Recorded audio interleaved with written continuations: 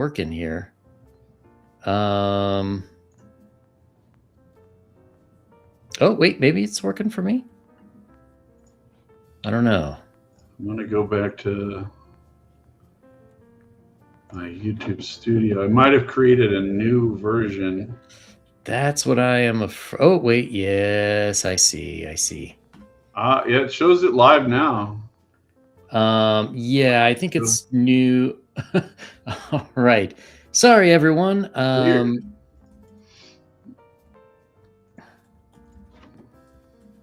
Yeah, I can see it on YouTube now. It's just on a different one. Let me just drop a link in the old one, and I'll be right there.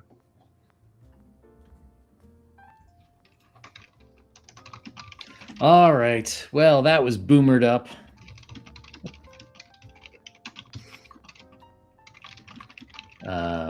Sorry, everyone. All right, I posted on there. So, yeah, that was weird. Oh, my camera's all super close to my face. All right, there we go. So, anyways, sorry, that was weird. Sorry, I don't know what the heck happened, but yeah, we were talking about the original Dark Sun and why it sort of fell into infamy, even though there's technically nothing that runs afoul of modern sensibilities. Well, I don't know that that's necessarily true. I think I know where you're going with that. Like, it's got elements that are seem fair. Like, it don't seem that bad. But the issue is that there's no kind of racism or sexism issue. Everybody is equally suffering in tyranny. You know, so it doesn't have that. But it's that people just hate the tyranny. They just do not like the fact that there's no Harpers, there's no good guys. And one of the things that I've been able to see, thanks to Joe the Lawyer, because he's totally wrong, is he talks about how much he loves Forgotten Realms. And the more he talks about it, the more I realize what's wrong with Forgotten Realms. All of the faction intersections, WotC loves those because it gives them all these ways to make this kind of stupid metaverse crap type stuff where it's crossovers of this and that and that magic stuff. Yeah, it's just lame. And so they can't do that with Dark Sun.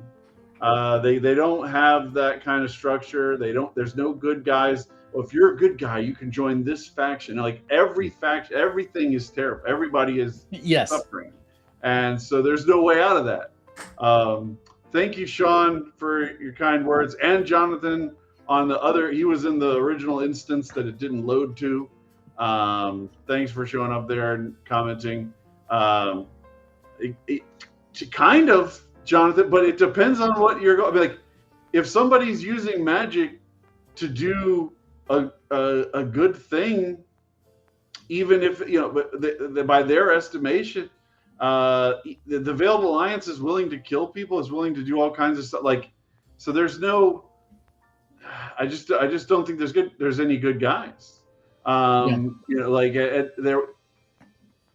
Anytime you have a faction that is willing, that puts something above any kind of moral code, you're going to end up with extreme, terrible stuff because the ends will justify the means, right? So if there's a mage, sorcerer king, I use mage king in Shadow Sun. If there's a sorcerer king who's doing something that they want to stop, and they end up killing him and all 800 people closest to him, like they're totally cool with that. Like that doesn't bother them at all. It's because their goals aren't related to any kind of moral principles beyond like pure environmentalism, which, like if you go too far with environmentalism, you get into kind of a nihilistic, like humans are the pox and need to get removed from Earth or whatever, from like the entire game universe, like let's get rid of dwarves because they're making too much pollution or something Yeah. like it gets crazy. So there's that, like there's no end to it because they believe that strongly in the thing, and I think that's actually great, Oh, because that's how people. One of the things that you everybody imagines that they're going to be the person who's standing up to the evil tyrant. More likely, they're going to go along with whatever the evil tyrant is doing, and it's very realistic to how things are on real Earth. yeah. Your life. You've got all kinds of things going on that are more important to you than some abstract principle. So you go along with whatever it is. Nobody wants to get shot in the street by the dictator's police. So that's the way the world is. People have, yes, tieflings should all die. Yes. Sorry, that is another principle I will go to. I will fight. That's a hill I will die on. And it's interesting for me. So, working on my campaign guide, Empire of the Undying Sun. This is like a lot of the tension that I feel is necessary for the game. It's like generally one faction or two factions don't really work well together, especially if they have like diametrically opposed values, unless one is maybe subservient to the other in some way.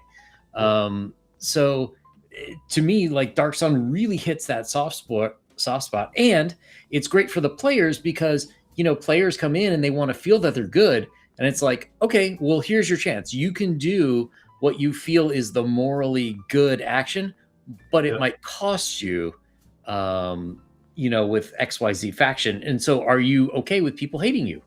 Yeah, that's like if I believe really strongly in some political point in the real world, it doesn't matter what that point could be. It could be, I believe everyone should get a free Coke every day, right?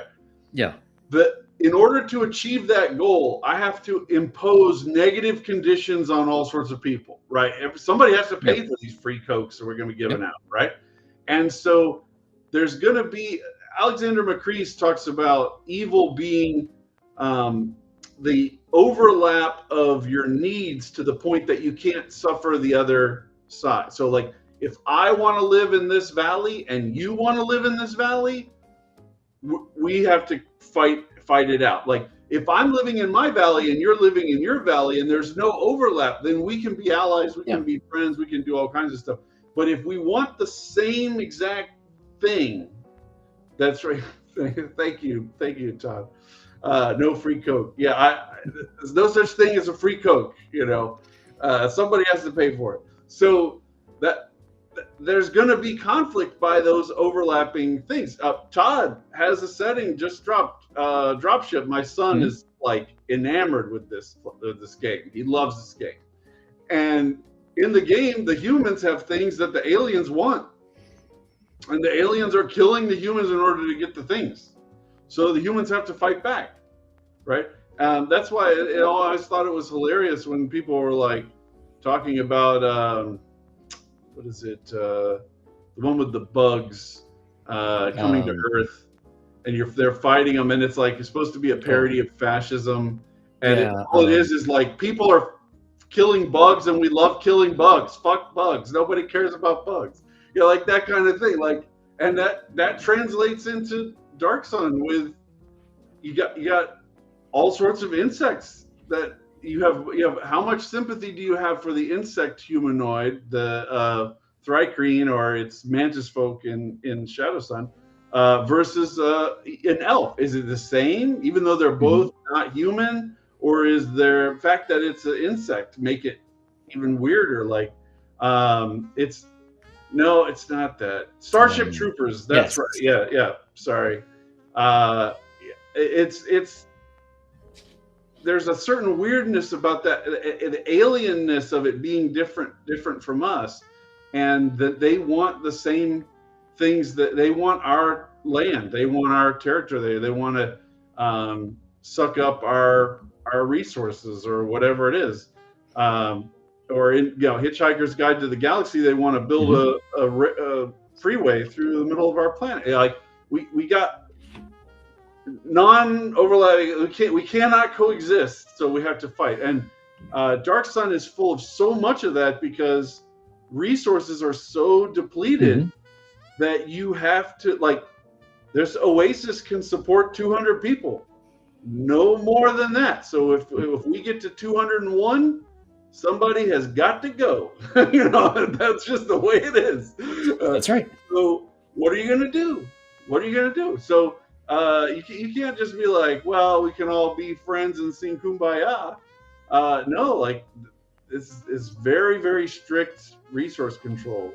And most people in modern times are so separated from the daily struggle for resources that they have no way of conceptualizing that. But if you spent 6 months cultivating fields and they finally come to fruition and somebody tries to steal your food that you spent 6 months making, like, you'll just kill them.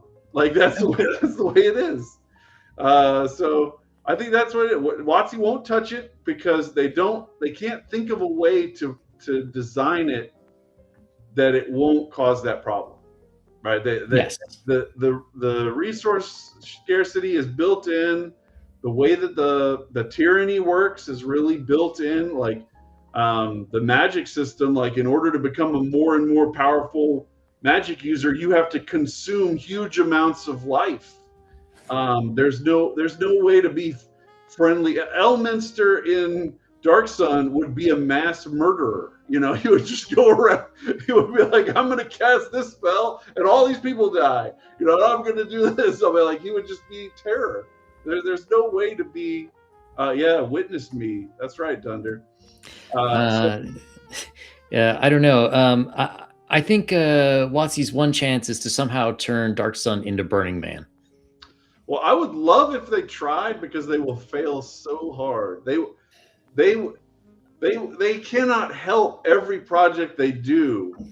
They just stab themselves in the face with whatever they're working on. Like, it's crazy that the level of incompetence is it's no longer comprehensible to me. It's like they are trying to fail on purpose. I don't even care anymore. But yeah, I do think they do think either. that it's great for us to be living in a time now where we can make publications, we can do things without having to rely on some corporation like that to decide what's good or bad.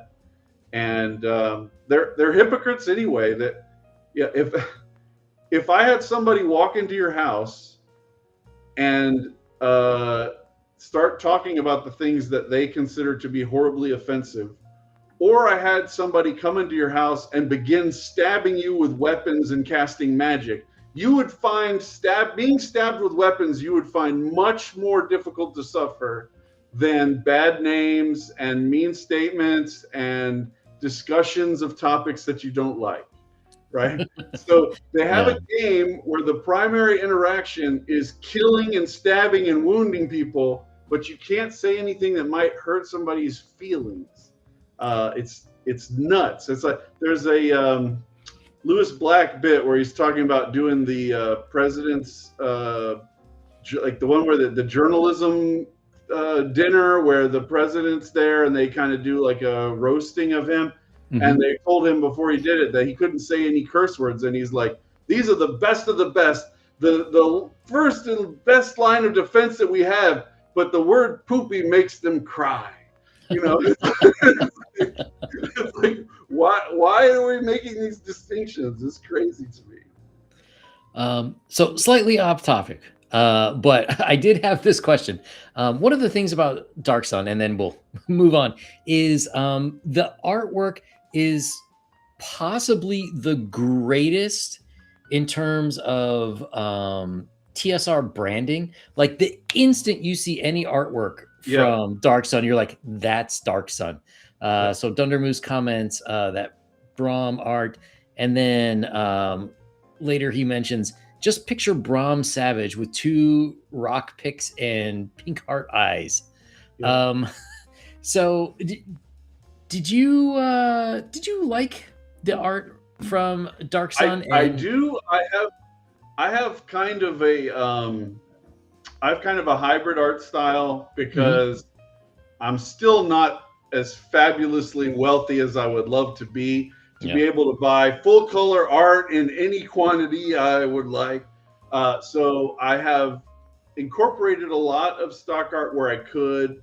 And that means you need to develop a style that fits so all of your art is in a consistency, right? Yeah. So I didn't have on one page you've got an elf that looks like that, like Brahm elves that are really thin and tall, almost like the Avatar movie people.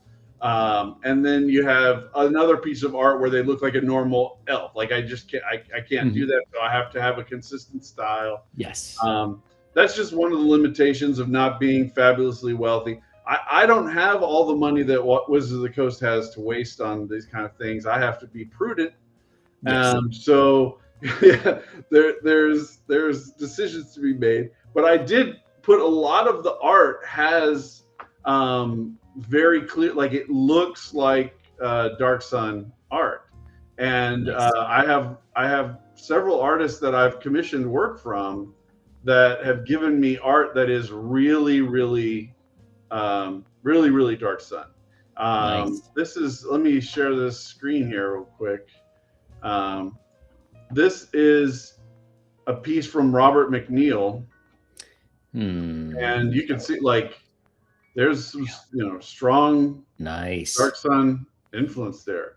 And then he has several other pieces. This is in the free quick start that's on drive-through right now. There's a lot of weird magic use. This is another Robert McNeil piece.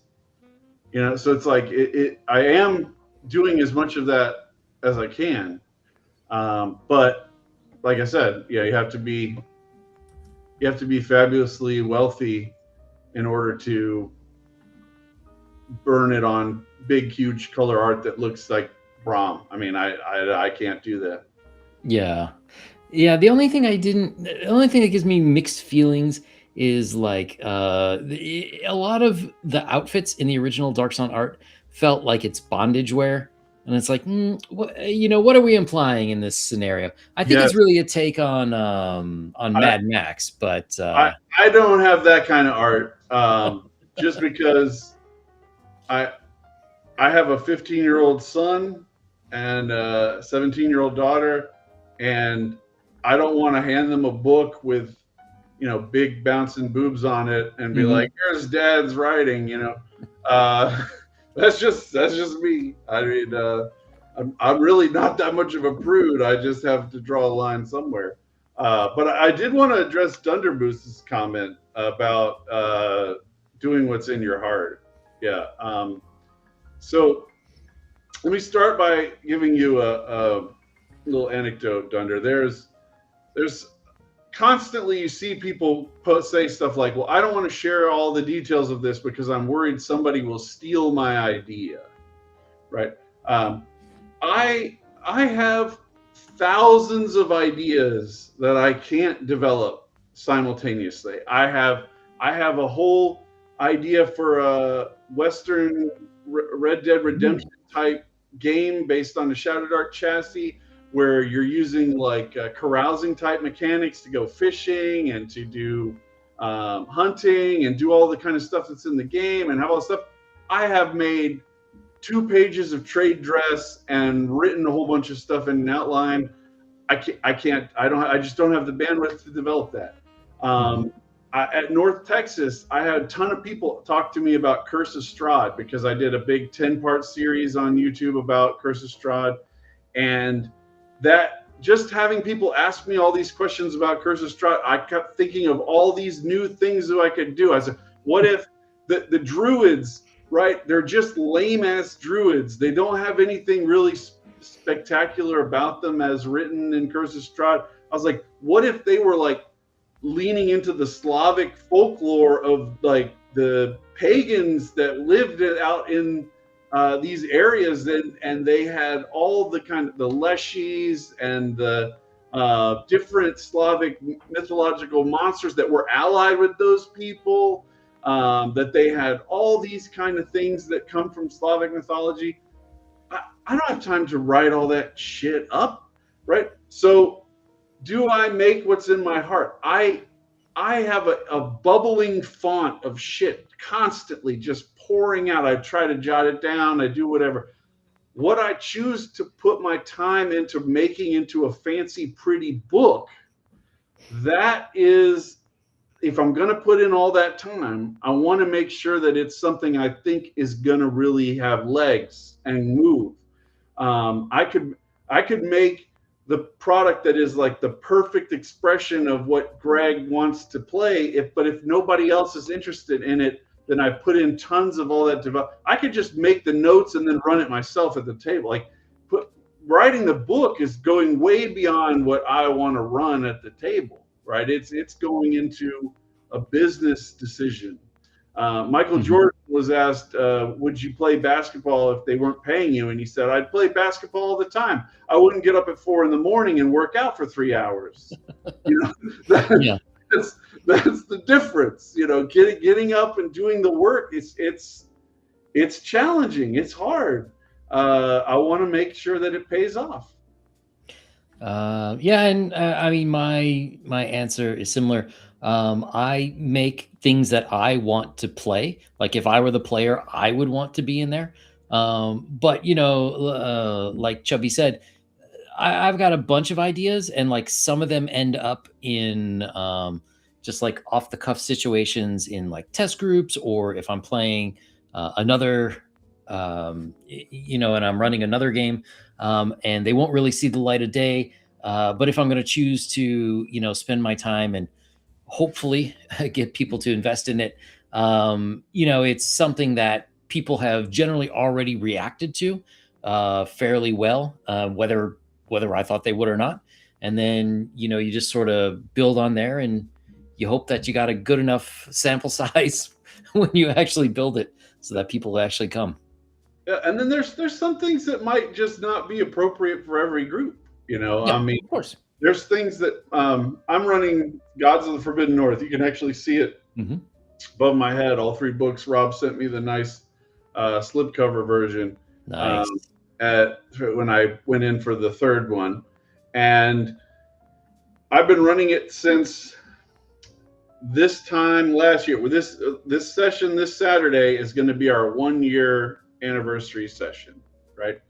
And there's things that I'm doing in this game that are really designed for my particular group, because we've reached a point where a lot of what's happening is me. It's not just Rob's Lego pieces in the pile now. Like I've added a lot of stuff. And one of the things that's in the game is that there's a group of slavers, and they've been enslaving adventurers who are going out to this mega dungeon because they figure nobody's going to know if they go missing. They'll just enslave these guys, right?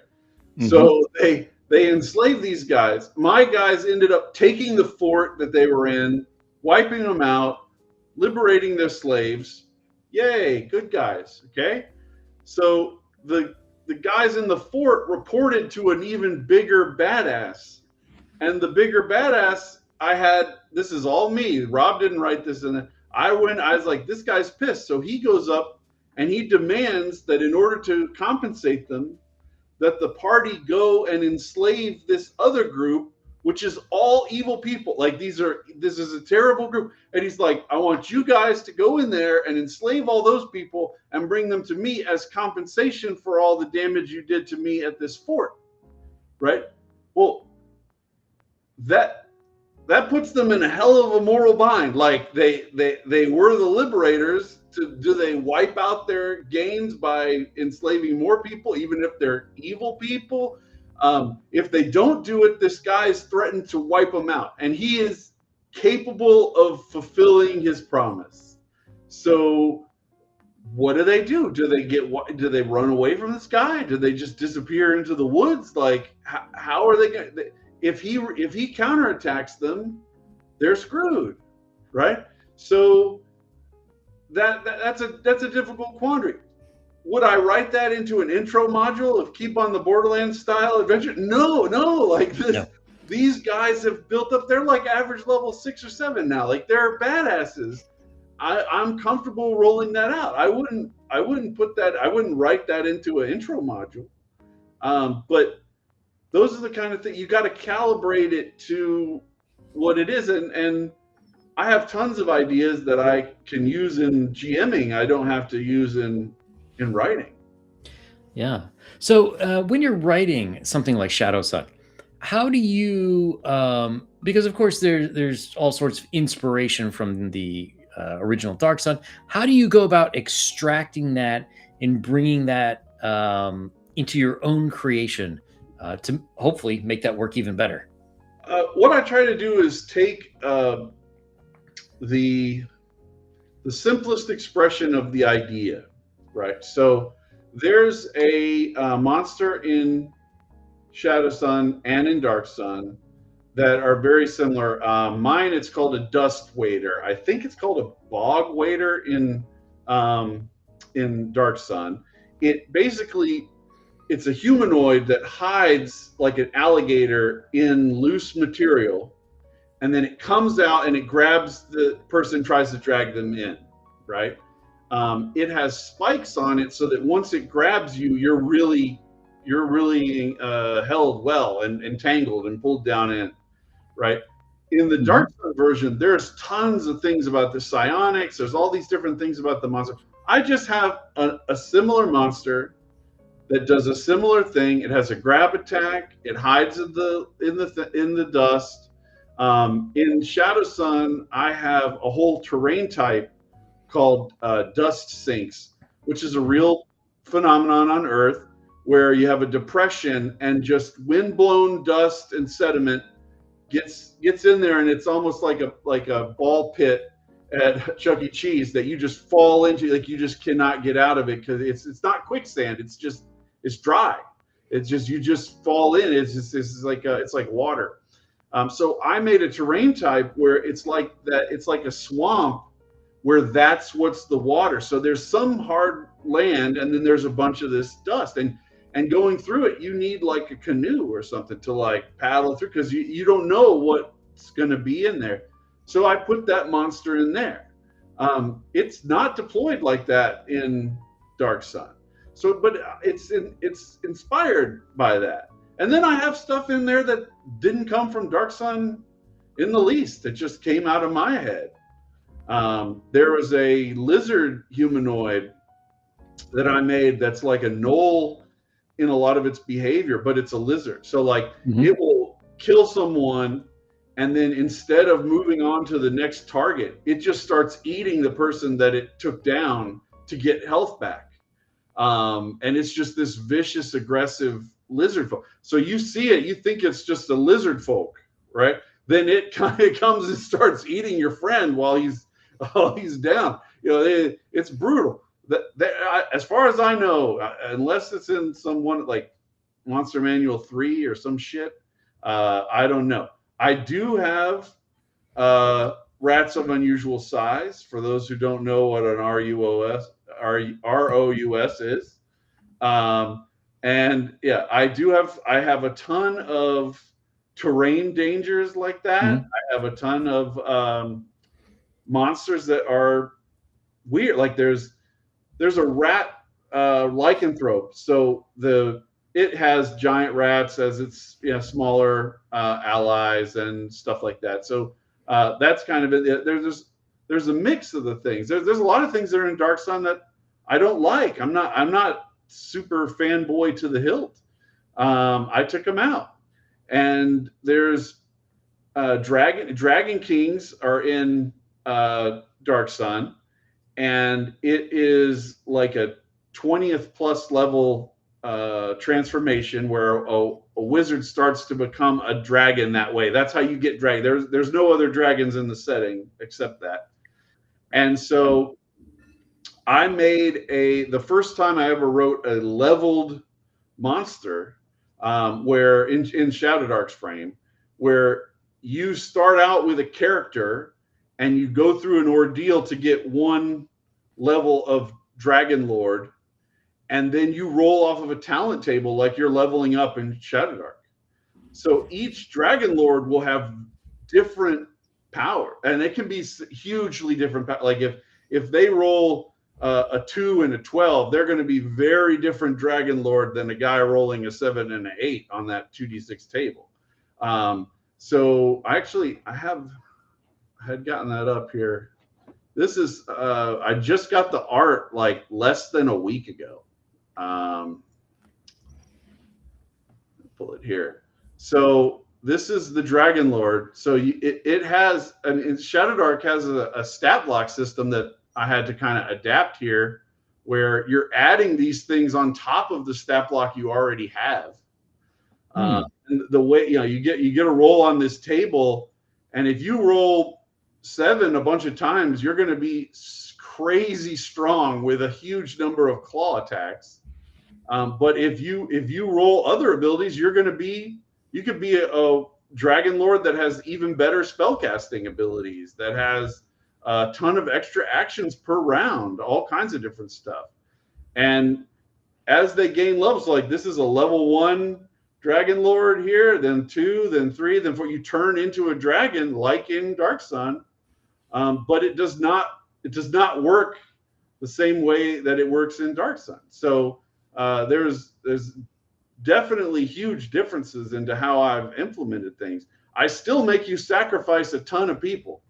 For each level, you have to go up 1,000 hit points is consumed of people that are within your sight, your vision range. So you have to see a whole bunch of slaves or people in the city or whatever, and then when you cast this spell, it consumes all of their life forces to turn you into this thing, and it goes up by it's 1,000 hit points per level.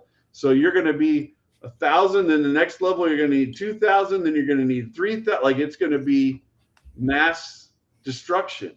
So nice. If you run into that guy, there's one of the city states that's ruled by one of these guys, and he is badass. So if you try to pick a fight with him, it's not going to work out well. Not at all. I would not want to live in that city state either. Well, it's mostly a lizard folk city state. So lizard folk is a playable class or a playable ancestry. Nice. But the lizard folk don't even really realize that that's what he is. He's reclusive. He uses spells to appear to be regular lizard folk. So it's inspired by Dark Sun, but it is not exactly Dark Sun by a long shot. Exactly, Joseph. Yeah. Build your ziggurat so that you can see a lot of people at once from the top. That's right. So you were mentioning about the environment, and you have certain creatures to fit the environment.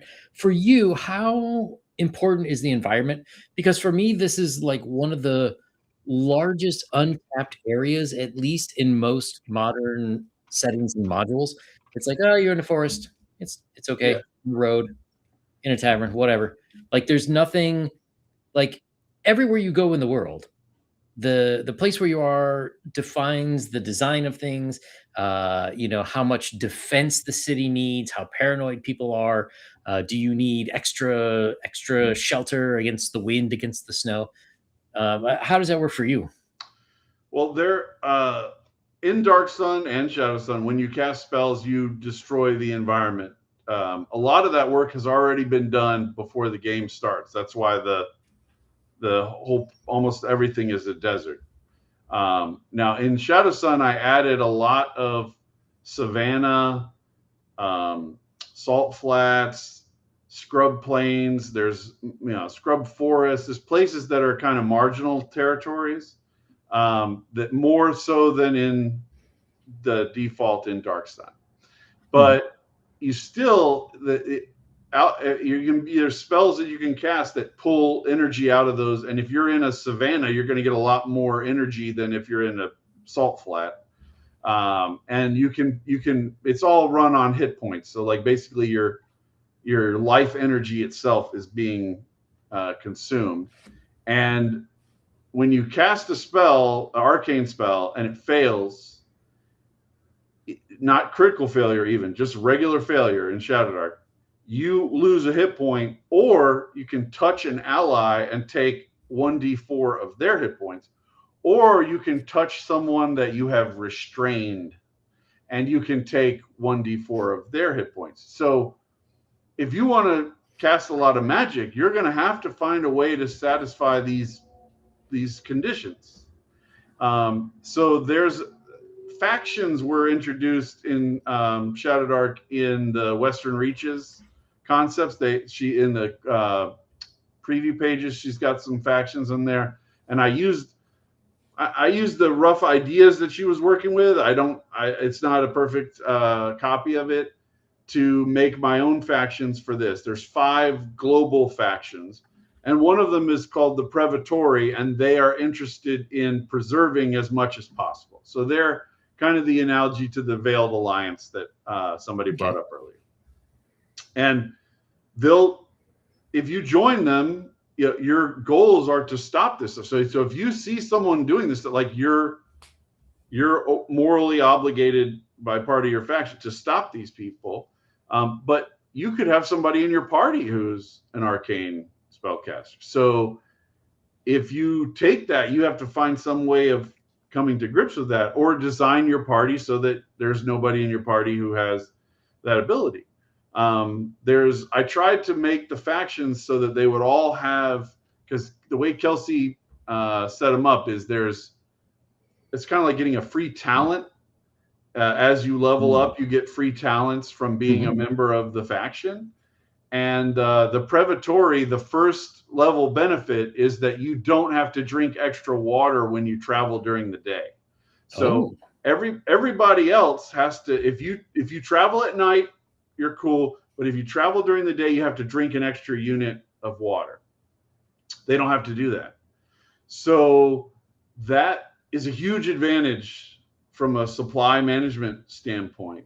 But the downside is you're committing yourself to fighting against arcane magic. There's another faction let's see, the Utamen, which is like a trader type faction. And if you take them, your first level benefit is you get better results when you do caravan travel, which is kind of like the main carousing method in the game. So like you might finish your adventure here and then you join a caravan to go to a different city state, and you make these rolls and they get good bonuses to those rolls. So that would be a big advantage, but they have to drink the water every day, extra water. And then the Zugareg is kind of an elemental faction, and they have a protection against magic. So any spell targeting them has its DC increased. So when you trying to pick a faction, it's not just like, how do I feel about these things? There's mechanical tie-ins. There's obligations. If you are a member of the Zugareg, then you are hunting for elemental focuses that are in the environment, places where there's a ton of elemental activity going on in some place. So if you find like a volcanic eruption or whatever, and the fire element is very, very intense, like that's a thing you're going to feel obligated to go check out. You need to go into that. So those kind of things, they're all designed to pull players in, like get them invested in a particular thing. My guy wants to go caravanning. My guy wants to go to these elemental locations. My guy wants to stop defilement. So they're all designed like that. That's how Kelsey designed them in Western Reaches. Like they're designed to engage you with the setting. So Cyrus asks, talking about the arcane users stealing some of your life, is there any way to shield yourself from this touch? Other than running away, not really, because you'd have to have there's arcane spells that would protect you from being, but I mean, you'd have to be your own arcane spellcaster. I don't think there's a nature spell off the top of my head that will protect you from because mostly they're utility spells, the nature spells. Psionic powers could, yeah, that's the point. If psionic powers could stop, you could use psionics to push them away from you, to block them, to prevent them from touching. You could use telekinesis to move something in between the two of you. All kinds of psionic solutions. So are psionics a big part of Shadow Sun? Yes, they're a big part of Dark Sun as well. But they're also, I think, one of the reasons why people are like, well, I don't want to play second edition Dark Sun, because the psionics they're very complicated, and we've moved on as a community to the point where people don't want to do that kind of there's not a lot of people that want to play GURPS or hero system and do all kinds of calculations anymore. There are people, but it's just not, there's not as many people doing that. Even a game like Acts 2, which I find not that complicated, really, it's very modular, but there's a lot of people that are intimidated by that. And I think that's why Shadowdark is so successful, because it's allowing people to do what they want with a very simple mechanical basis, and they can make a call. And they also have things like luck tokens and advantage, disadvantage that people like. It's just a combination of factors that make people happy with the game. And that's how everything works. I mean, I just moved to a new place. I'm in North Carolina now. I used to be in Georgia. And one of the things about moving is you're now around a totally different mix of restaurants, right? So where we lived before, there really wasn't a Hardee's, there really wasn't a Dairy Queen near us, and we went to Burger King a lot instead of those two things. So the past week or two, we went to Burger King, or went to Hardee's, and we went to Dairy Queen today. And the Dairy Queen burger wasn't as good as my favorite Burger King burger, but it was close enough. It was pretty good, and I was like, this is actually, I could live with this. It was better than the Hardee's burger, but that's life, nobody has Plato's ideal burger of perfection. Like every burger is different. There's trade-offs. But I think that's what, Shadowdark it has the burger that the most people want in this current meta. And that could change, but that's where we are. Yeah. And, I do find it a little bit strange when people complain about sort of, I don't know that updating games is quite the right term, but it's like the advantage and disadvantage thing. Like that would fit in perfectly well. In a 1E setting. I play in the Dungeon Delvers Tuesday night game, and I play a thief, and the thief gets a backstab of +4.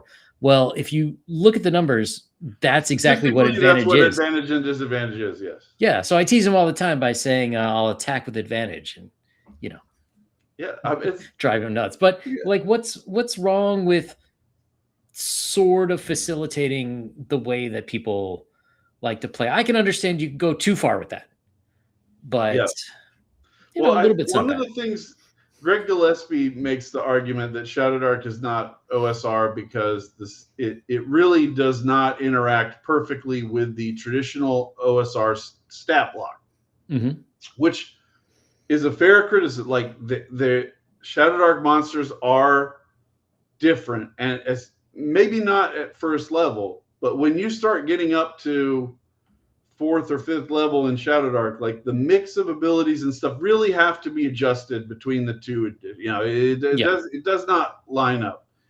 And so fair, but it's not that huge of an adaptation. I mean, like it's mostly there. You got to make some adjustments, and the Shadowdark system is freeing in a lot of ways, in that there's a lot of things that aren't defined because the system is so simple. So if I want it to work a particular way in Shadow Sun, I can make it that way, and then I can write other settings where it works a totally different way, and that's fine. That's one of the appeals, I think. If you wrote a setting for OSE, you can even like Dolmenwood, which is written by the same guy. I forget his name, but it's like adapted somewhat. Gavin Norman, right? Yeah. Mm-hmm. So he has different things that work slightly differently in Dolmenwood than they do in base OSE, and I think that's great. Why should it always be the same? I I play games where we don't even use D20s. That's totally fine too. Yeah. Yeah. Do you consider Shadow Sun a horror game? I don't know that it has to be, but I run it that way. In the GM Quick Start, there's a free adventure, and it is a horror adventure. It really is. You go into there's a colossus that has fallen over hundreds of years ago in the desert, and you come up and you find there's a hole in the foot, and these ants have dug out the interior of this thing. Well, the heart of this golem is still working, right? This colossus's heart is still beating, and it's creating all these mutations and shit in the ants, right? Oh. So there's ants that I actually had during the editing process. I had some people say I used the word mucus too much, and I needed to pull back. So I changed a lot of instances of mucus to fluid and membranes and stuff, because it's like alien, like it's like there's tons of this stuff. Like these ants are really fucked up. And then on top of that, there's a species of ant hybrid that's like a centaur ant, right? And humanoid ant. And it is like living parasitically off this hive. So it uses its pheromones to trick the ants into thinking it's one of them. And then it has its own agenda going in here. So there's a queen for the ants. There's ants that have gone crazy. There's rippling mutation effects coming off of the heart of this gold. Like it is a freaky adventure. Going in is very intense, and I've tried to write it to play that up as much as possible. Like there's places where instead of doors, there's these membranes that the ants have created, and you can see shadows moving through the membrane. Like you can see on the other side that there's stuff. So I think that I definitely want it to be like, I want to play it that way. You could play it, I guess, if you wanted, where it was like, happy-go-lucky Al-Qadim, we're riding around on magic carpets in the desert. If you wanted, I mean, I guess, but I wouldn't run it that way. Yeah. Well, I mean, the reason I asked is, so when I started writing Empire of the Undying Sun, I call that horror. And my original question is, when I finally decided, like, okay, I'm going to make a campaign setting, was, well, how do you make horror? Like, what makes a good horror game? And I happened upon Call of Cthulhu, which everyone agrees is a horror game. And it came down to the sanity mechanic. Like if you pulled that out and you put it in D&D, would it work? And I came to the conclusion, yes. You'd have to rework a few things. It can work. But then I sort of came to the conclusion, like, well, why does it work? And to me, it's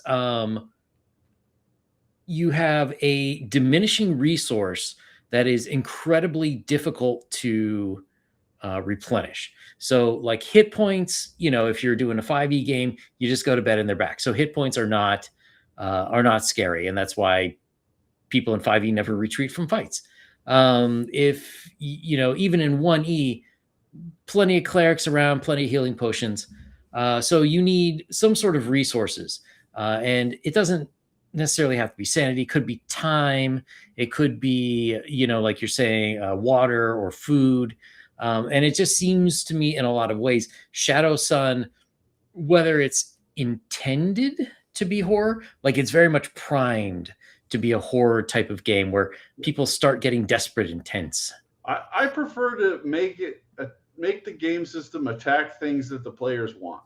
Yeah. That's what really scares them. So if you have I haven't done this. I'll say it out loud to, if my players are listening, they can now live in fear of this as well. So my players have that fort, right? And they have people that they've hired to kind of hold the fort for them while they do adventuring stuff. They have a staff. They've got peasants to do the cooking and the cleaning and stuff, and they've got soldiers and everything. I could have a monster start taking them one at a time. Yeah. Right. And the players would freak out. Like they would be like, this is our number one problem. Okay. Like it wouldn't be like, oh, well, we're losing a guy occasionally. For a while, there was a halfling that Rob wrote in the setting as just a regular NPC with like a, hey, I want to go here. I'll pay you to escort me to go to this place. And I was like, fuck that. I don't want to use that. So I turned this guy into like this unpredictable agent of chaos, and he just would show up at times and just screw over the party. They hated this guy so much they would hunt him down. Right? They went into a tomb. He came while they were in there and sealed the top and poured the dirt back on so that they couldn't get out, and they were going to be trapped in there, buried alive. He's done all kinds of. They've been hunting for this guy. They still don't have him. Right? When they find that guy, he is going to suffer horribly. If you have an enemy that threatens to chop off the player's fingers, that will be much more effective. I should say character's fingers. Don't chop off your player's fingers, folks. No. But if you have a character a character that's worried about losing fingers, that they will care more about that than money. They will care more about that than magic items. They'll be like, fuck no, don't do that. One of the reasons why like egregious wounds tables are really popular. Like it puts things in play that it's really motivating, right? They don't want absolutely. So I would go after like we had Alexander McCrease has a dungeon called I think the title of the module is Secrets of the Nether City, but it's the Nether City is the dungeon. In order to get into it, there's like a cesspool. It's in the middle of a city, but in the sewers, there's a cesspool that you have to voluntarily like jump into to get sucked down into this lower level and explore the dungeon. I had players who didn't want to even imagine their characters jumping into this cesspool the way I described. Like I described all kinds of things floating around in this thing, and they were like, I can't do it. Like I can't do it. I'm like, it's an imaginary character. If your character is willing to do it, they're like, I won't do it. Right. So you got to go after the mind. You got to be disturbing. Yeah, absolutely. So when you're putting this together for you, what's the most difficult part? Like getting started, you get writer's block. No, it's staying focused. That's the hardest thing for me. If I could stay focused on the thing, it would be done in half the time. But I get distracted by squirrel. It's tough. When I was talking about Strahd earlier, right? I had all these people coming to me with ideas. So then I'm flying back on the plane. I'm thinking about all these different ideas for how to fix Curse of Strahd even more. I came back. I made a video for YouTube about here's how I would fix the map. And I was like, I just wanted to get this out of my head so then I could go back and write some more Shadowsun stuff. But then I made the map. Now I've got ideas to go onto the map. That's the main obstacle. That's what I've said before on live streams. I make out the layout for like the whole book and bounce around page to page all over the place throughout the whole process. Cause I can't sit down and be like, let's write these things. I had an artist recommended to me that big name artist and Torrin Atkinson, and he was he's done a bunch of Dark Sun art for reels. He draws for a real TV show, big guy, and said he was interested in some stuff, so I had to kind of force myself through an entire section of these factions. I had to write every fact because I was like, I got to hand these factions off to this guy to make this art. And so I had to like sit down and be like, today we're writing this, get it done so I could give it to him. But that I do not really like working that way. I'd rather just whatever is hitting me that day, that's what I go write. Yeah, I know exactly how that goes. So with Shadow Sun is about how large of a guide is this going to be? It's going to be 2 books. Each of them, the player book is going to be a little bit smaller. The GM book has a lot of the stuff that kind of tables and things that were in my GM companion, which was a very successful book. And so you can make a lot of the terrain and the dungeons and stuff like that generatively, like in my GM companion. I actually have. I only had enough to do the player version. I ran a proof copy of it. So it's about this big, it's A5. But the GM companion wasn't like I didn't have enough of it to justify running the proof yet, but I do have the cover and everything back. That's on the Kickstarter page if you go to that. But you want to run things like that because, like, if you notice in this art, the sun is a little bit off-centered of the text, right? So those are the kind of things that you want to try to fix before you load it up and print hundreds and hundreds of copies of it. So I'm working on solution for that.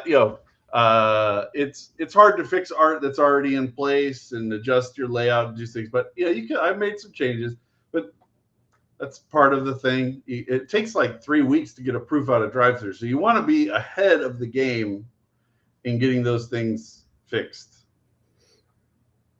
Yeah, definitely. That will come to bite you in the rear. But there is also in addition to that, a huge map, poster-sized map. Nice. That will be printed on. I'm not sure if it's going to be like a straight vinyl, or if it's going to be gloss or what. Like, there's different print options. I'm still looking into that, but it's going to be a big, huge poster map. If you scroll down on the Kickstarter, there's a cut of the map that is up there that's the Colossus. Here. So that's how big the if you go down further, it shows the full map. Oh my gosh. Yeah, so it's a huge text map. And with all the generative tools, you can create your own world. But you can kind of see there's 8 regions. It's a 4x2 grid there of regions. And I'm going to be writing regional books that are going to work. Thank you, Air Trumpet. The regional books are going to work like Terra Invictus is a setting of mine, and it has an icon system so you can solo play it, right? So you go to this hex, you can read a description, and then if you want to read the next icon item, you have to pass this a check. And if you fail the check, you either have to do something or you don't learn whatever it is, or so on. So like if there's a trap one, you have to make the roll to avoid the trap, or you go into the trap. If it's a monster, if you make the roll, you could evade. If you don't make the roll, you're in it to win it. If it's investigating and finding a place in the hex, you just don't find it. Stuff like that. And there's like a procedural system, so you can run it as a solo play, or you could run it as the GM. If you run it as the GM, it's just all inconvenient icon segments. Everything's bulleted out better for you. So I'm going to try to do that for those, so that eventually you could have like a whole world that you could run solo play or in campaign and have it all populated out. But if you just have the 2 core books, you can just run it generatively however you want.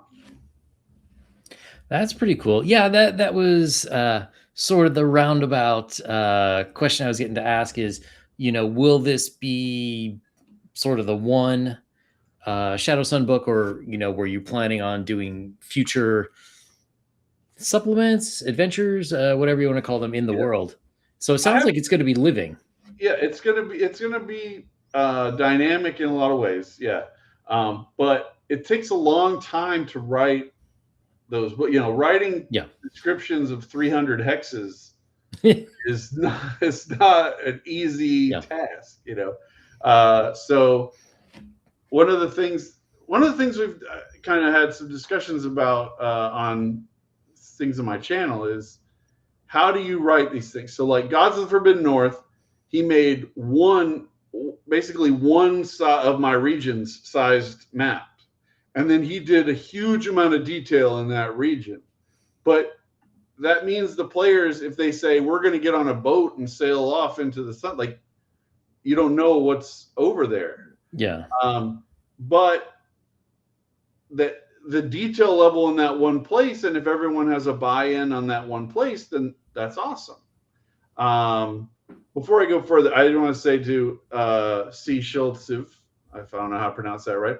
DarkCon is coming up in October. It is also on Kickstarter right now for buying tickets, and I will be there as a special guest. It's in Tennessee, and Chris Moneymaker is running it, and it's the first time there's ever been like a Dark Sun specific conference, convention. Sorry. Very cool. But yeah, there's also, if you Google it, there's a Dark Con that is for Black dentists. That is not this convention, just but hey, they made the name, not me. But DarkCon October, I think somewhere in the mid-20s. I'm not good with remembering shit like this. In Tennessee. So anyway, so you could design it like Gods of Forbidden North. You could also design it like Dolmenwood, where he came up with kind of a region thing first, and then he started putting adventures in there.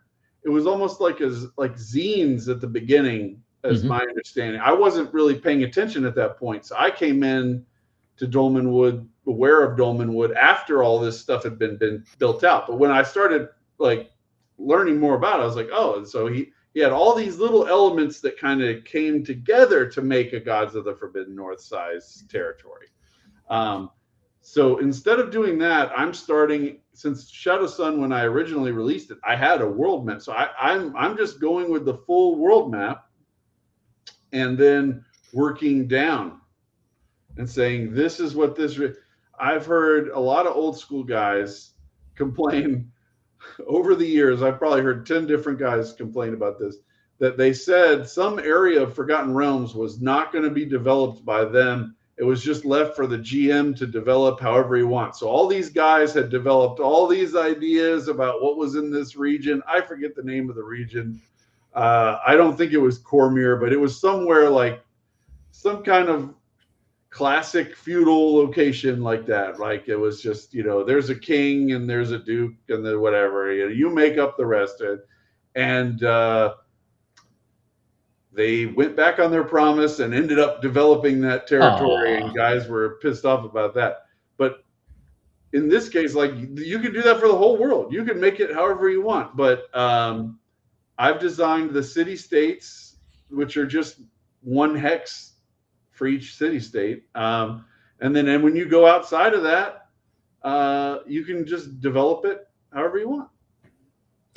Yeah, to me, that's, I think that there is sort of a fine line of like, how much do you put into the world and how much wiggle room do you leave for DMs? I personally like to give DMs a lot of space so they can sort of customize this world. And like, for my campaign setting, I hope that everybody plays it differently and they play it, in whatever way works best for their table, and if their players decide that there's like a den of weredogs somewhere in the forest, like, yeah, great, let's add that in. But for you, like, what's the Cynthia is the cutoff? correct answer. J Badge. I'm remembering it now that you mentioned it. Yes, Symbia was not going to be developed. Liars. Yes. How do you sort of balance that? Because of course, some people like, some people we just have to say are more creative than others, and there are some Yeah. DMs who just are not good at world building and especially creating stuff on the fly. So you need bones at least for them.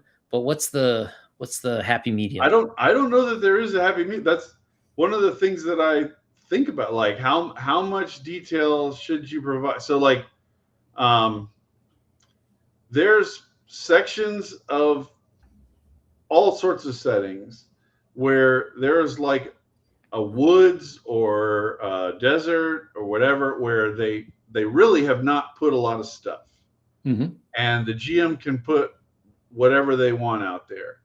And the people who are really intent on controlling their world as a GM, they gravitate to those areas, those border areas where it's not as defined. Oh, thank you, Agile. My God, he ribs me. What I like to do is I feel like I'm doing right by the algorithm to help people, so I don't feel bad about this. Is I'll drop into their live streams and I'll say, I only have 5 minutes. Entertain me. Do something cool, and then when they don't, I'm like, well, I'm out of here. See ya. But I provided 2 comments and a like, and I'm already subscribed to these shows. So, tough noogies, but I demand to be entertained. Yes. So I will entertain you as best I can, Agile. But yeah, I don't know that there's a happy medium because like Dolmenwood is exceptionally rich. There's a huge amount of stuff that you have to know before you can even run the game. So like Dolmenwood has a whole bunch of custom races. Everybody has to know the custom races before you go in because you could potentially pick one, right? Like, so I mean, like imagine you have to learn about elves and dwarves for the first time. Like that's a barrier to getting into the game, right? There's all kinds of new spells, new equipment, all kinds of stuff like that the players have to integrate into their decisions. Then you can have a setting like Gods of the Forbidden North where you just show up with standard books, standard equipment, you're good to go. You're just in this foreign land, and then the GM can focus on just that part. So I don't know that there's a better, best way of doing it. But my choice has been I'm going to design it from the top level. You read the book, you learn about this because you're going to have to learn this stuff anyway. The new character classes, new ancestries and stuff, because it's very different from even the dwarves are very different from classic dwarf concepts. So you have to learn it anyway, and then what you design downstream, you can. You could take most Shadowdark stuff and throw it in there, and just do like if it's a place where there's a pool of water, just change it into a pool of dust or sand or whatever, and you're good to go. Hell, if there's a pool with a sword at the bottom, it's going to be a hell of a lot harder to find it if it's a sand pool than it is if it's water. I'll tell you that. So it would make it harder. You could run Citadel of the Scarlet Minotaur in Shadow Sun, no problem. It would fit. It would fit just fine. Ettercaps and Beastmen and a Minotaur, no problem. Work. And speaking of liking and subscribing channels, hey everyone, if you are not, go over to Chubby Funster's channel and give him a subscription. And if you are watching on Chubby's, why don't you come over to mine? I am Yang Yan Zhao. I will post this here in the old description at Yang Yan Zhao 4 here. Man of dark mystery and power and destruction. That's right. Yes. Fill yourself up. Come on. Same over on Twitter. Give it a thumbs up. So I'm checking over the old campaign here, and one thing I did not see is when are you? It's launching soon. What is soon? August. It's launching August 4th, I think. Nice. It is. And I hope to have God willing, all of it finalized, written by that. I'm really, really far down the track. I don't really like the social pressure of people expecting things from me. Really bothers me. Yeah. I'm sure you know how that is. It's the I know how pressure, that's and I going. don't want it. So I try to get everything done by the time it's launching. I launched a Kickstarter last year for Shadow City. The book was written before the Kickstarter launched. As soon as it was done, there's like a 3-week delay for them to verify credit cards and make sure there's no Mhm. chargebacks and all that stuff. Yeah, that's all the ancestry art. Yeah, this looks Custom, fantastic. yeah, custom for the setting. Um, and you can see like go the hawk folk are very different looking than Aarakocra, Yeah. right? So it's different. I've tried to. One of the things I really rail on is people.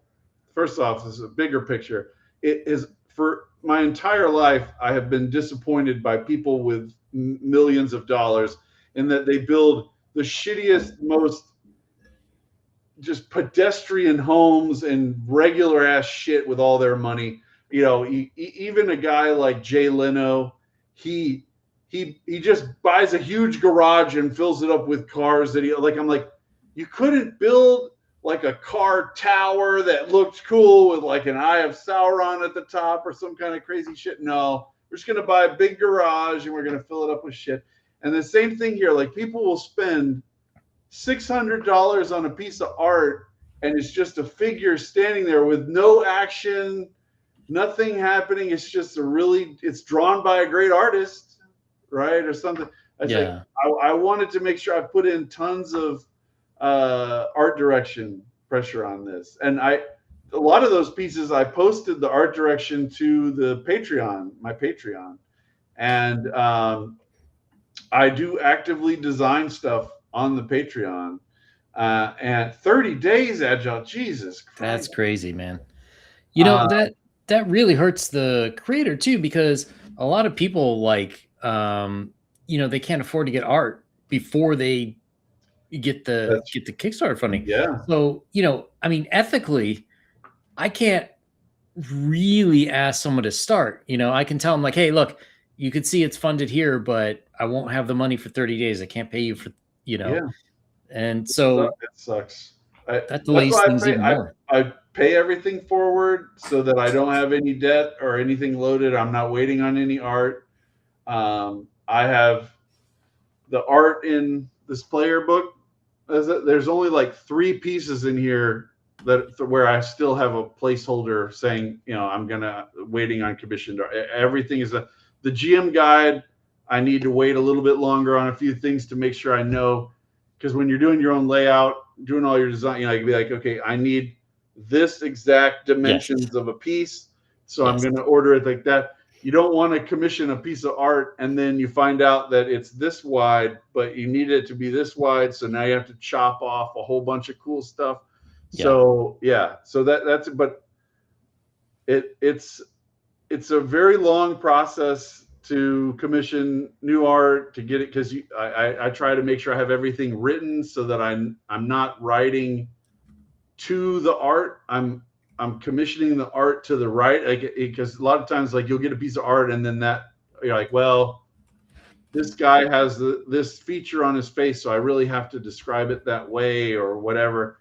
And that's really annoying. So if I'm going to commission it, I want to make sure I'm commissioning it to my specs, Yeah. not commissioning it and then trying to write to fit the commission. But I talk about a lot of that stuff on my Patreon, and I go through Agile's on there, and we go through everything.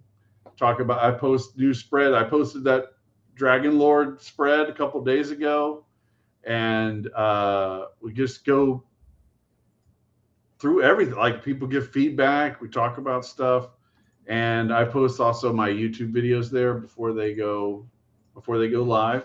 There's the link. I just pulled it up.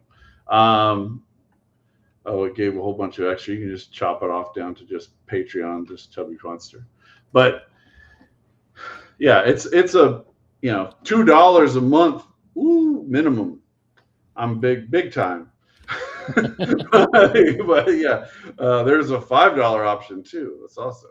But I try to make it where I post update almost every day.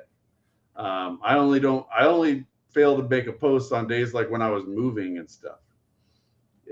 Yep. Agile. I agree. Yeah, it is. It's very hard to do. Yes.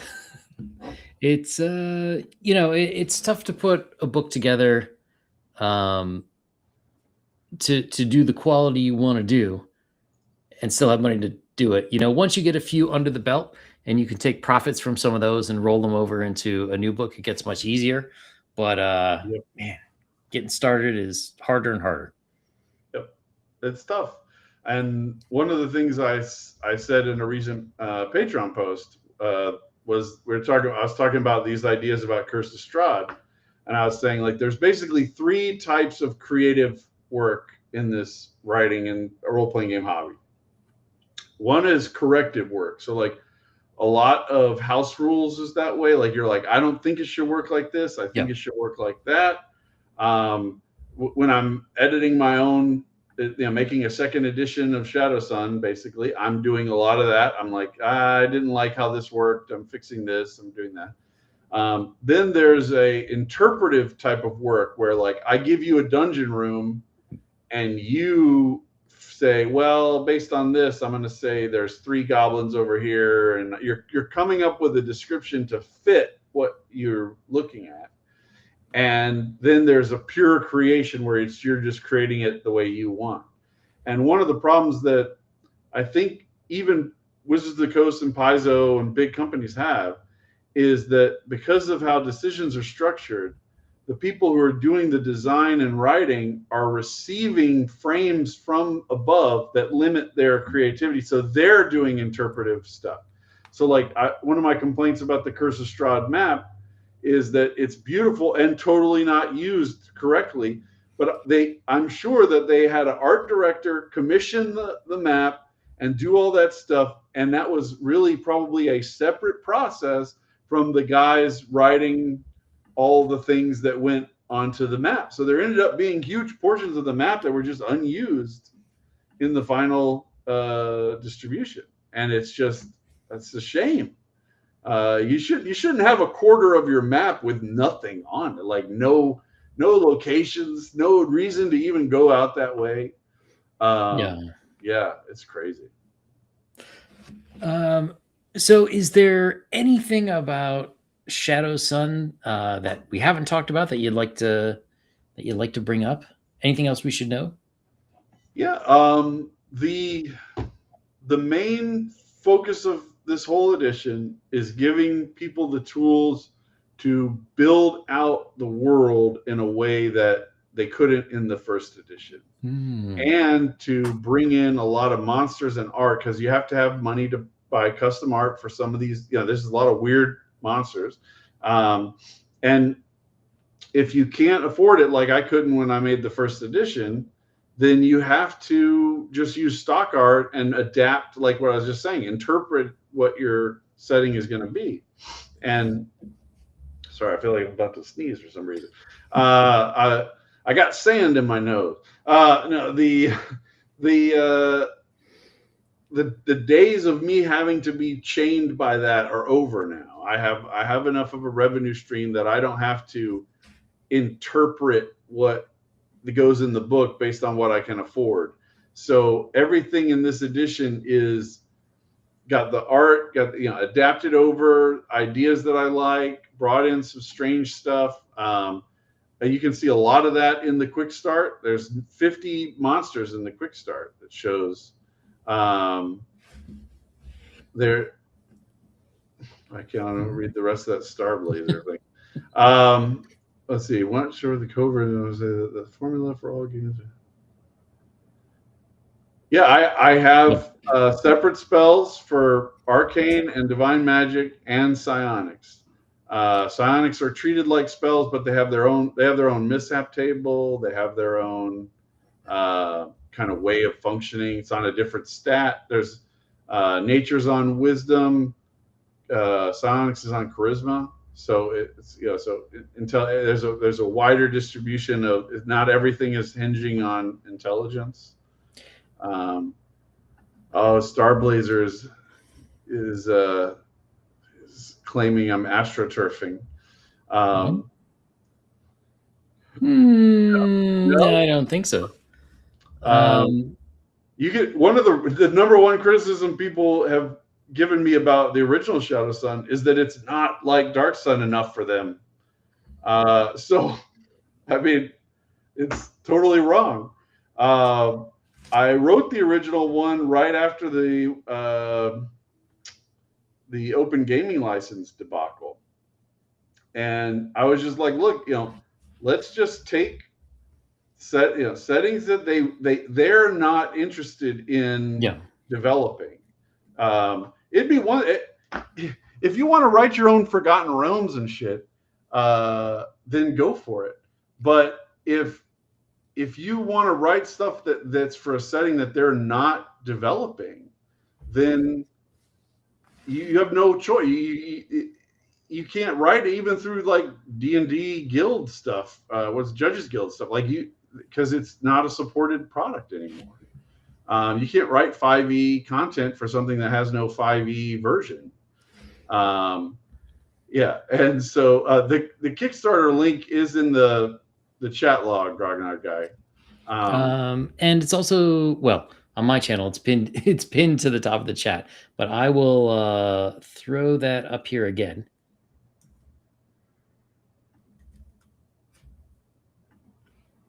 Yeah, and so like the things that I've developed, I have 20 city states that work totally different from the city states in Dark Sun.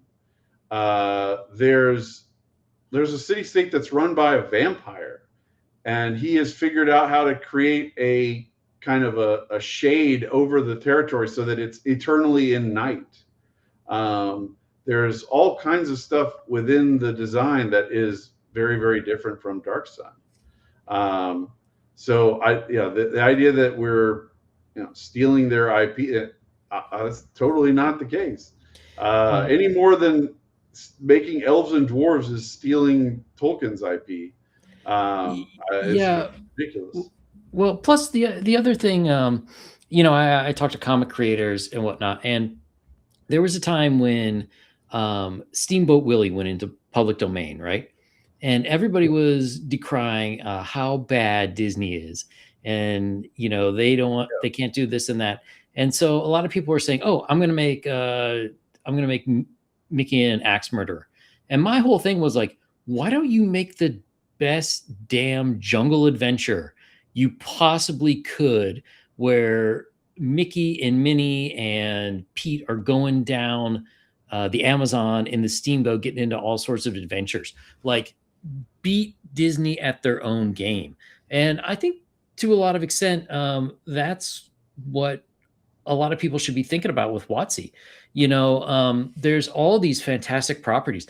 I was just talking with Great Old Ones about how great Oriental Adventures was. No, it's not without its problems, but overall, as a system, it's got fantastic flavor. Why not redo that? That would be great. For those of us in the indie space, why not take all these ideas that WotC just doesn't care about anymore, and we can revamp them in ways that make them better than they were before? Yeah, the inherent nature of role-playing games is that you accept certain premises and then riff in a different direction, right? So if I make my own custom, homebrew whatever for D&D, it's going to have some things that D&D brought to the table and some things that I brought to the table. Mm-hmm. Exactly. It's not going to be 100% me. And that's the inherent nature of everything. Like if you make a spy movie, you have to adhere to certain tropes of the spy movie genre, unless you're breaking them on purpose, in which case you're still reflecting on the genre as a whole. Yep. right? It's not like just because you have a comedy element to your spy movie and it's blown out of like Naked Gun type stuff.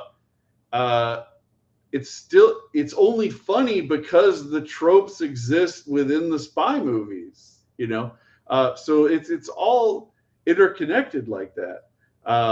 But everybody has something that they think that they are bringing special to the table. And one of the things that I think I'm bringing to the table is creativity on a chassis that they are not interested in developing.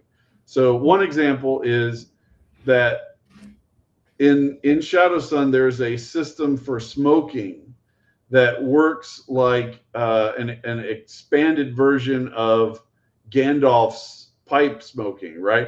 So there's all these different things that you can put into the mix. You can smoke it, you can have it. It makes more sense to me that in a desert place you'd be smoking things to get status effects rather than drinking things to get status effects. If you have something to drink, you're not going to want to double up with magic effects. So there's a way of smoking. So then there's lodges where you can go to have these smoke. It works like a tavern, right? So instead of having taverns, which don't really make sense in a desert world as much, you have a lodge where you go. And then by having lodges, there's kind of a membership.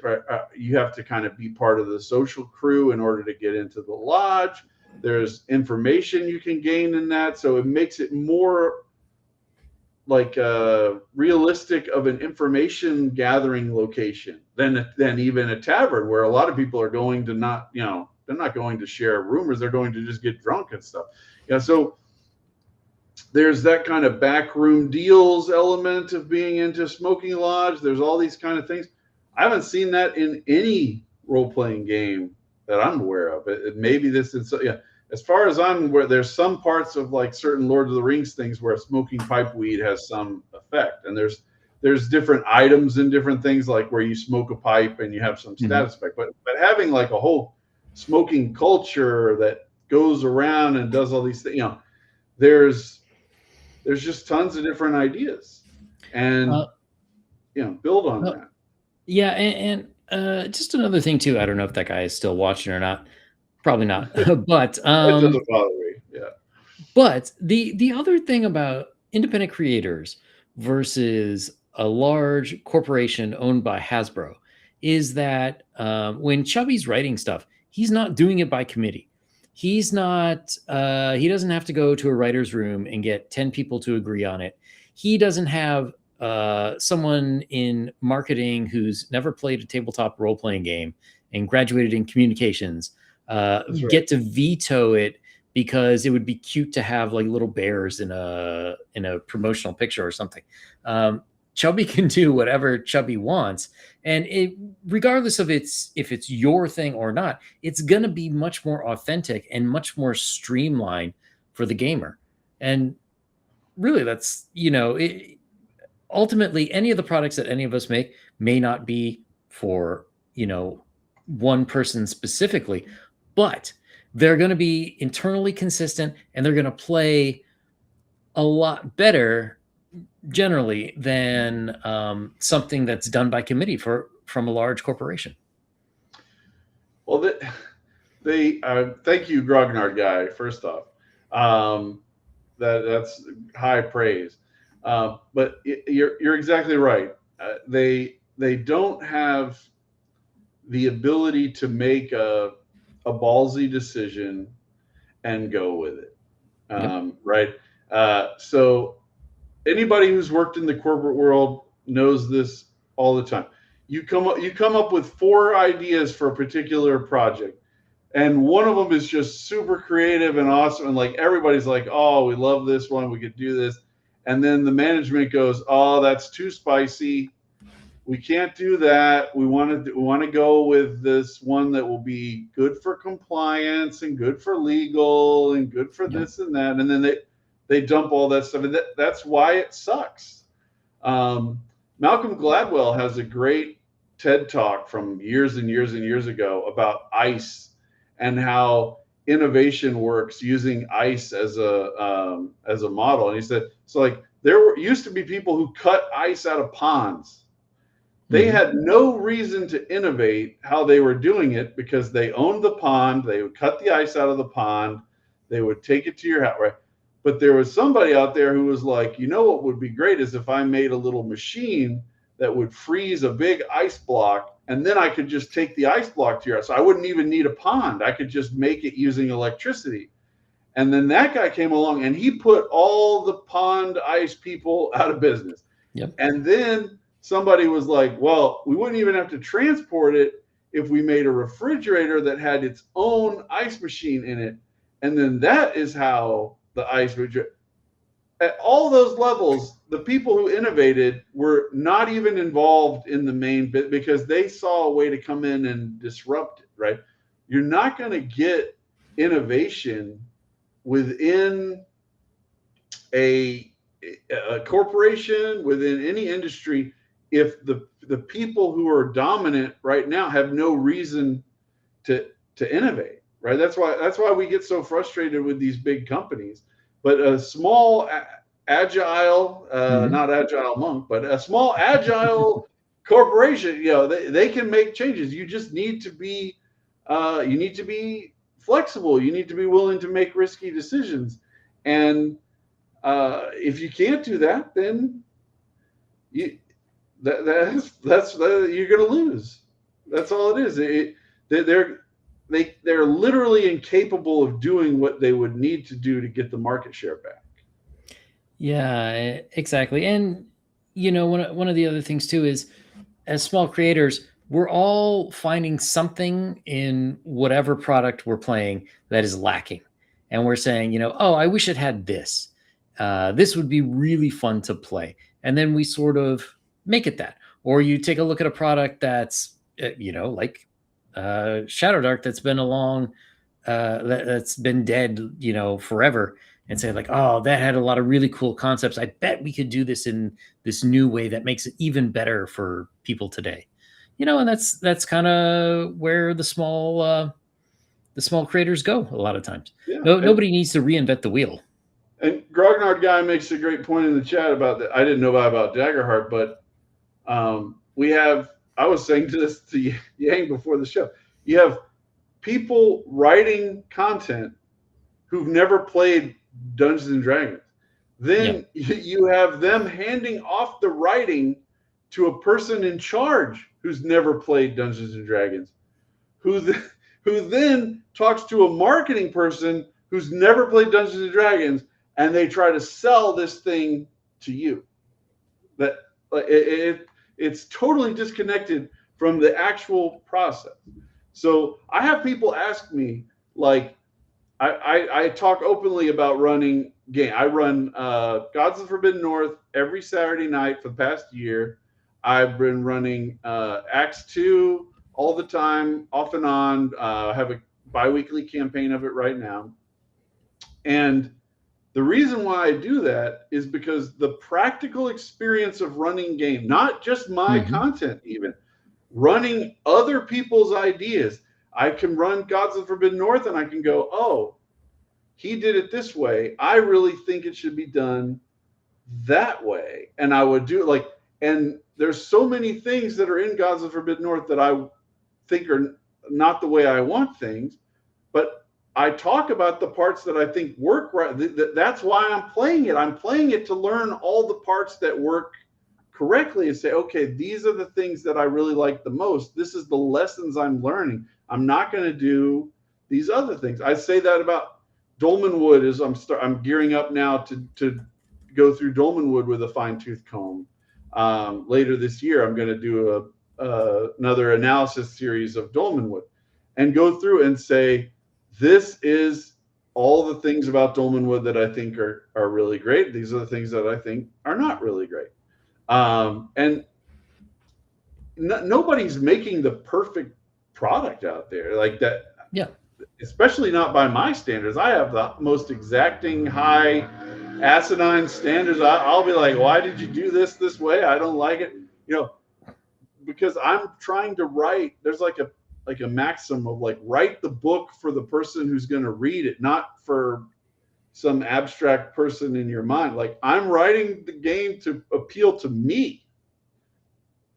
This is exactly what I want. This is the best, the best. So Gods of Forbidden North is awesome. Dolmenwood is awesome.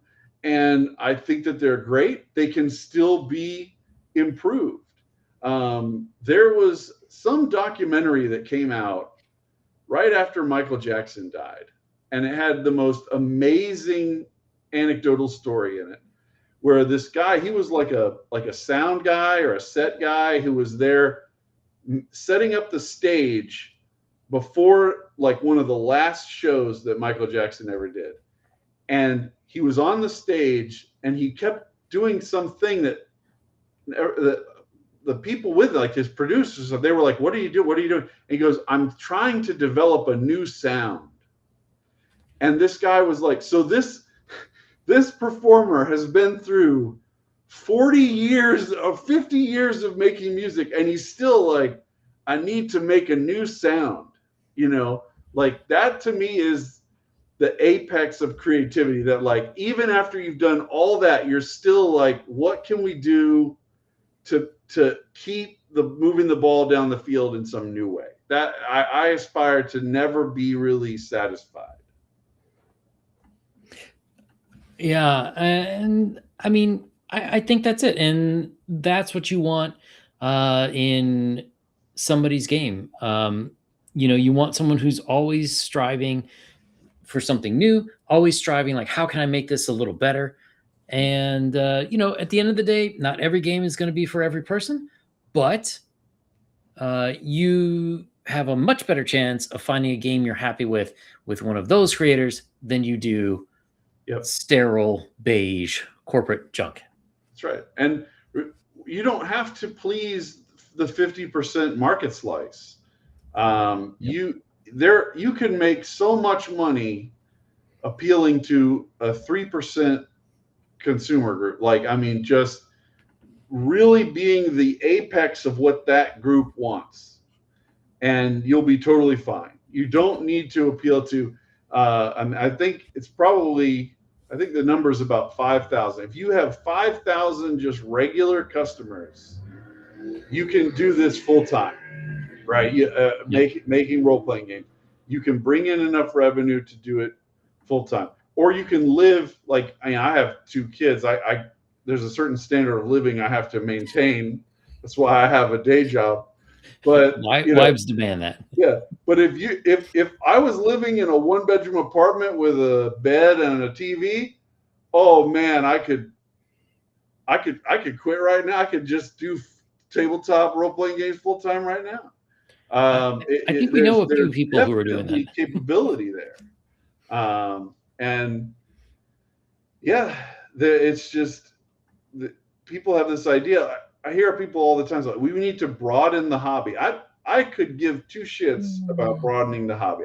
If 800 people quit playing D&D tomorrow, I don't give a shit.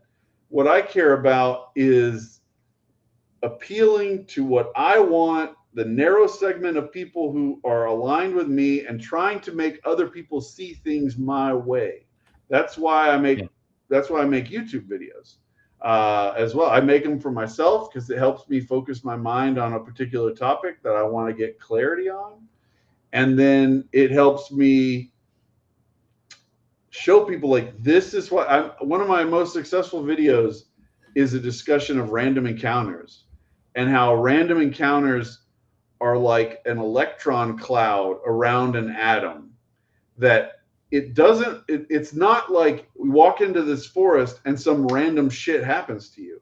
It's that these things are in the forest and they're moving around like electrons, and on this particular day at this particular hour you ran into this one. It doesn't mean that it's random in this, truest sense. It's random within that narrow constraint. And I think that's convinced a lot of people. See you later, Grognard guy. I think it's convinced people to see things my way. if we can't convince people of our position, then what good is it? Like, I want it to be a convince. I shouldn't. These people should never be ashamed or afraid of stating like, this is what I think is the best way to do things, and this is why. Oh, here he is. Starblazer is back. I noticed that it said when I went over onto my channel, I don't moderate anything. It said that some of his comments had been deleted. I don't know. Oh, yeah, I blocked him over here on the Restream. Oh, okay, you blocked. That's what it did. I was like, I don't even know who this guy is. I don't care. So C. Schultz asks, how did they get a spot in Shadow Sun at DarkCon? I'm just going to be the only GM running that game. I'm going to have 4 games though, and I'm not really that familiar with how Chris Moneymaker is doing the signups for being in a particular game. But I mean, I can do 6 or 7, maybe even 8 people in these. I mean, it's a Shadowdark chassis. It runs really fast. It's not like we're not running 10 Vampire the Masquerade characters or some shit. It's like highly complex. It's totally fine. But I don't know. We have to talk to Chris Moneymaker about that. I just don't know. All right. Let's see. All right. Well, we've got the Kickstarter. Everyone who is interested, why don't you give it a follow? Even if you're not sure if you want to back it or not, give it a follow, see what develops. Coming out in August. There is a link down there. We've got on Drive-Thru RPG. We've got playtest files. And yeah, and if you go check out Chubby over on Patreon. Yep. The quick starts have full character generation and enough GM tools for you to run the sample adventure that's included and do some hex exploration. So it's the largest free resource for Shadowdark on the internet that I'm aware of. It's bigger than the Shadowdark Quick Starter. So it's a very, very solid piece. Very cool. And if you haven't yet, if you are watching on my channel or you're over on Twitter X, go to Chubby Funster, look him up on YouTube. Go check out his channel. There's a lot of good videos, good analysis, which if you are interested in game design, why certain games work, why they don't work. And hey, if you haven't subbed to mine yet, at Yang Yan Zhao 4, either on YouTube or Twitter, come on over. I will be back, hopefully in the not too distant future, talking to someone about things and stuff. Yeah, probably in the gaming world. We'll see who agrees to come on next. And I'll be doing more live streams over the summer. If anybody has questions, or follow me on Twitter and just ask me a question directly. All right. So good night, everyone. Thanks for coming. See you.